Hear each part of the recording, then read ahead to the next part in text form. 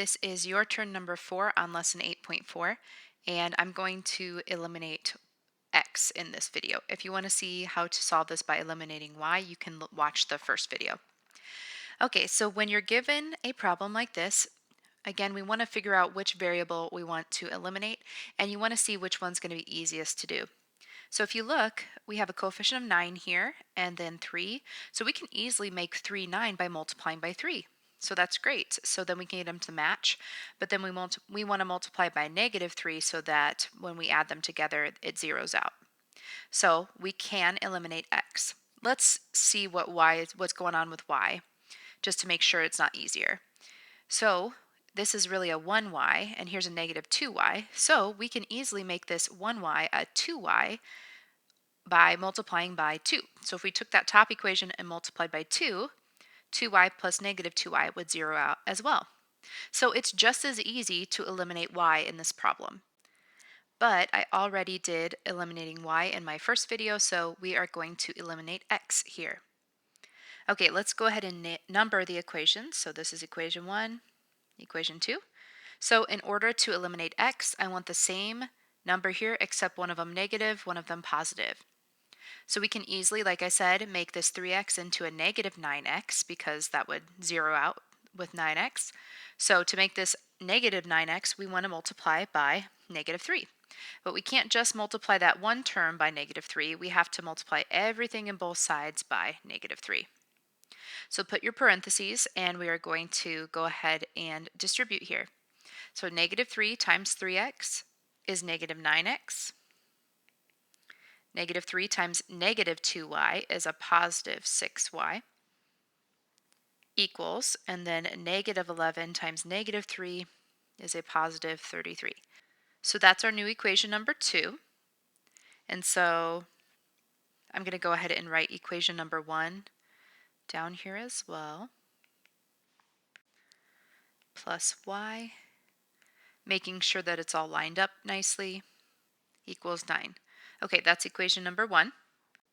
Okay, now we can add the equations so we can eliminate. So I'll put plus here. Make sure you line up your equal signs.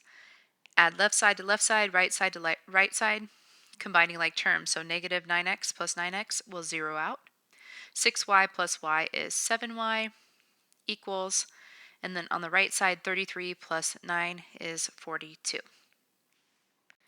Great, we have an equation that has one variable, and we can finish solving it. So divide by 7 to finish solving. So y is equal to 6. Now that we've solved for one of the variables, we can plug back in to solve for the other variable. So you can plug it into either of the original equations.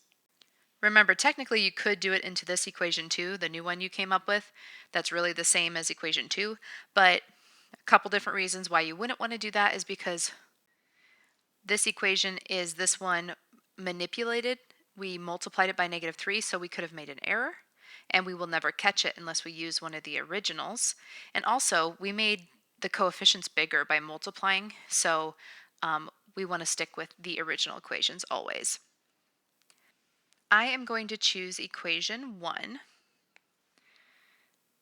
So in equation 1, we have 9, and then x plus, instead of y, we put 6, and then equals 9. So there's nothing to multiply since it was just 1y. So let's get rid of that 6 so we can isolate the term with the variable, which is that 9x. So we get 9x is equal to 9 minus 6 is 3. Okay, now be careful here. Do not jump to conclusions. I don't want you to think, oh, the answer's 3, because it's not 3. Be careful. Look at these two numbers, these two terms. Are we going to divide by 3 to solve or divide by 9 to solve? Do we want this number to be 1 or this number to be 1? We want this number to be 1. We divide by the coefficient of the variable. So we're going to divide each side by 9. Now look, it's 3 divided by 9, not 9 divided by 3. So x is equal to 3 over 9. That's a fraction. And if you remember our repeating decimals, that's 0.3 repeating. Or I want you to always reduce that fraction. So divide by common factor, divide each by 3 to get an equivalent fraction. 3 divided by 3 is 1, and 9 divided by 3 is 3. So x is equal to 1/3. So do not write it as a decimal. You need to write it as a fraction because it's a repeating decimal. And when you plug back in repeating decimals when you're checking, it's always going to be an estimate. It's going to be about the same. We don't want that. We want to be exactly the same to confirm our answer. So always leave it as a fraction when it's a repeating decimal. If it's not a repeating decimal, it doesn't matter. Okay, let's go ahead and check our answer. So I've already made sure that it works in equation 1 because I used equation 1 to solve for that second variable. So I know when x is 1/3, y is 6 for equation number 1. So I'm going to check it in equation number 2. So we're going to write check equation number 2. So we have 3 times, and then instead of x, we put 1/3, and then minus 2, and then instead of y, we write 6 is equal to -11. Is it really equal to -11? We want to check it. Okay, be careful here. This is just 3 times a third. Those are multiplicative inverses, so that's just 1. Okay, and you can do it if you want like this. You can cross reduce, so that's just 1 over 1, which is 1.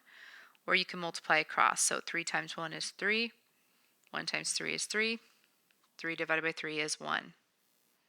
So that's how we got this 1 here. Then we're going to put minus. So since I wrote down the minus sign, I treat this as a positive 2 now. So 2 times 6 is 12. Okay. And then evaluate further. 1 minus 12 is -11. So we confirmed that our answer is correct. So our final answer is always written as a coordinate point. So x comes first. So it's 1/3, comma 6. So that is where the two lines would intersect if you were to graph them at 1/3, 6. And I put solution sets there. And then I'm just going to box up my final answer. Thanks for watching.